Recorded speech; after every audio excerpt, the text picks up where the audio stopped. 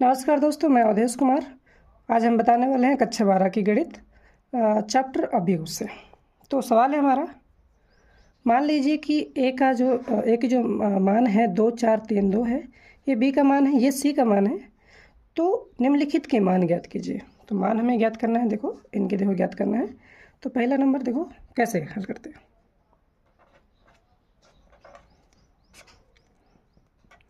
पहला जो मान है हमें ज्ञात करना है ए प्लस बी का, हमें मान ज्ञात करना है। तो देखिए ए प्लस बी का मान हमें ज्ञात करना है। तो जो ए की वैल्यू है, यानी कि ए का जो मान है ये यहाँ पर लिखा हुआ है। तो पहले हम लिखेंगे ए का मान। तो ए का मान हमारा हो जाएगा ए बराबर, ए की वैल्यू है 2 4 3 2। और इस तरह बी का भी हमें बी की जो वैल्यू है उसे नोट कर लेना है। बी बराबर है हमारा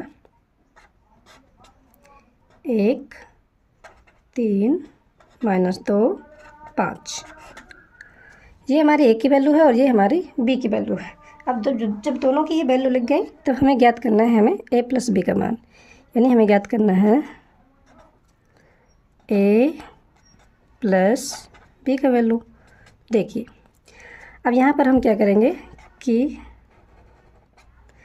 ए का जो पहला अक्षर है 2 और बी का जो पहला अक्षर है 1, तो 2 + 1 दोनों को जोड़ देंगे, क्योंकि जोड़ना है, यहाँ पर ए प्लस बी को जोड़ना है।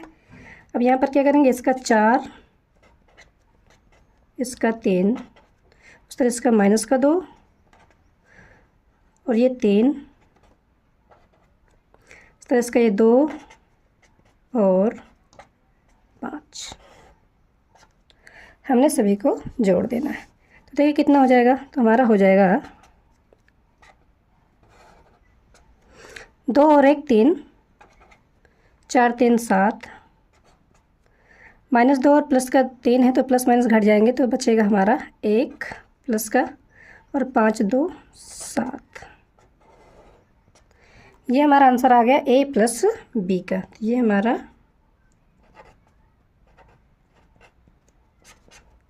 ए प्लस बी का जो मान है ये 3 7 और 1 7 आ जाएगा। तो हमें पहला मान पता चल गया, पहला वाला ए प्लस बी का। अब हम मान ज्ञात करेंगे दूसरा वाला। तो दूसरा वाला का मान ज्ञात करेंगे। तो देखिए अब हम ज्ञात करेंगे दूसरा वाला। चलो अब दूसरा ज्ञात करते हैं। दूसरा में क्या है, ए माइनस बी का मान ज्ञात करना है। तो उस तरह सबसे पहले लिखेंगे ए की वैल्यू। तो हमारी ए की जो वैल्यू है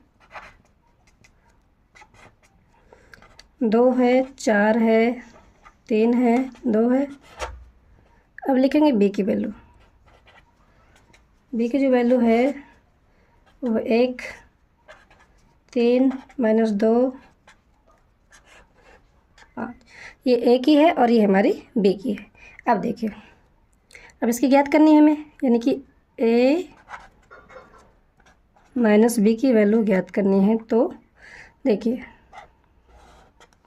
ए का जो पहला अक्षर 2 है, 2 यहाँ देखो घटाव है तो घटाव का चिन्ह लगाएंगे। तो यहाँ पर 1 है तो 2 - 1। यहाँ पे ये 4 है, ये वाला, इसका ये 3 है, 4 - 3। इसमें ये 3 है, 3 माइनस ये माइनस का 2 और इसमें ये 2 है, 2 - 5। अब देखिए अब हमारा आंसर आ जाएगा 2 और -1 घट जाएगा तो बचेगा हमारा 1। 4 में 3 जाएगा तो बचेगा हमारा 1। यहाँ देखो 3 और माइनस माइनस प्लस, तो 3 2 5 हो जाएगा। यहाँ पे आ जाएगा 5, बड़ी संख्या का चिन्ह आ जाएगा प्लस। यहाँ पे 5 में 2 घट जाएंगे तो बचेगा -3।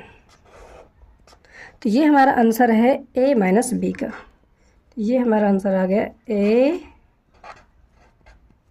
माइनस बी का। ये हमारा आंसर है। अब ज्ञात करना है तीसरा वाला। तो तीसरा वाला है हमारा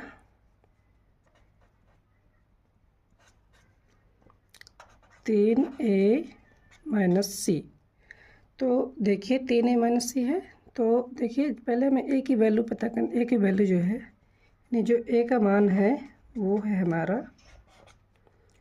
2 4 3 2।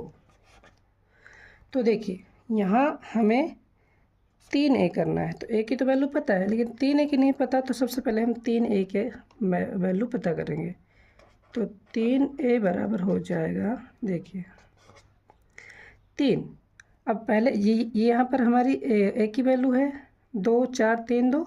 अब हमने 3 लगा दिया। 3 का मतलब होता है कि जितने भी अंक है a के, उनमें सब में हमें 3 का गुणा कर देना है, सभी में 3 का गुणा कर देना है।